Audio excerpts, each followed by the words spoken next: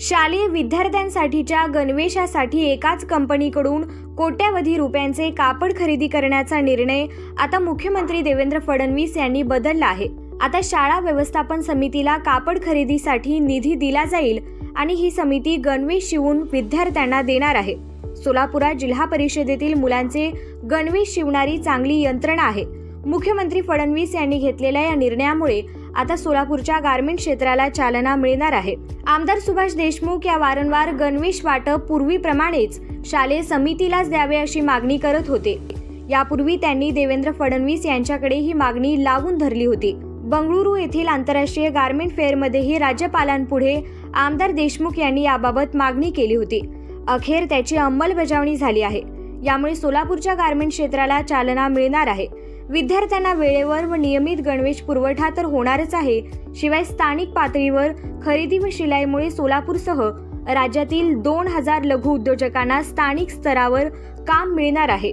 सरकारच्या या निर्णयाचे आमदार सुभाष देशमुख यांनी स्वागत करत मुख्यमंत्री आणि राज्यपालांचे आभार मानले आहेत। नमस्कार, मी सुभाष देशमुख बोलतोय। 18 डिसेंबर रोजी बेंगलोर येथे सोलापूर गारमेंट मॅन्युफॅक्चर असोसिएशन तर्फे प्रदर्शन भरवण्यात आलं होतं। त्या प्रदर्शनाच्या उद्घाटनाला माननीय महामहिम राज्यपाल CP राधाकृष्णन आले होते।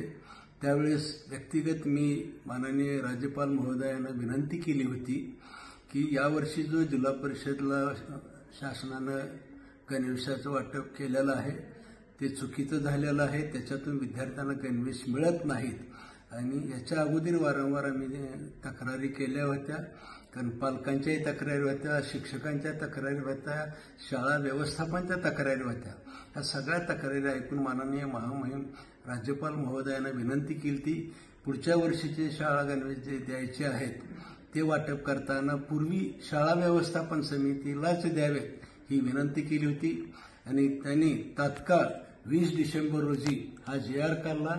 पूर्वीप्रमाणे शाळा व्यवस्थापन समितीने हा निर्णय घेण्याचा जो निर्णय शासनाने घेतलेला आहे त्याबद्दल माननीय महामहिम राज्यपाल CP राधाकृष्ण आणि माननीय मुख्यमंत्री देवेंद्र फडणवीस यांचं मी गारमेंट असोसिएशनच्या तर्फे, विद्यार्थ्यातर्फे, शिक्षकातर्फे, पालकातर्फे मनापासून आभार मानतो।